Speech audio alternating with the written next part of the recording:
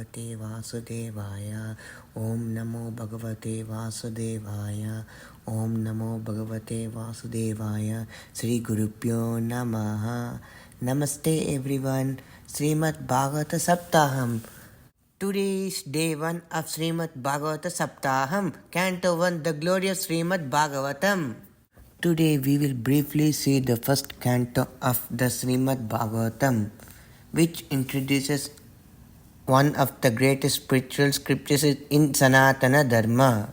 The story begins with King Parikshit, the grandson of Arjuna and a great devotee of Lord Krishna. While hunting in the forest, he unknowingly insults Seth Samika. The Seth's son Sringi curses the king that he will die in 7 days from the bite of the serpent Takshaka. Instead of becoming angry or afraid, King Parikshit accepts the curse as the Lord's will. He renounces his kingdom, goes to the banks of the sacred river Ganga, and asks an important question. What should a person do when death is near? What is the highest duty of every human being? At that moment, the great sage Sukamuni arrives. All the assembled sages welcome him with great respect. King Parikshit requests him to explain the path to liberation.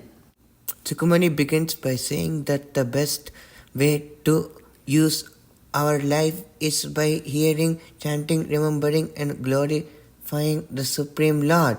He explains that wealth, power, and worldly pleasures are temporary, but devotion to God brings everlasting peace and happiness.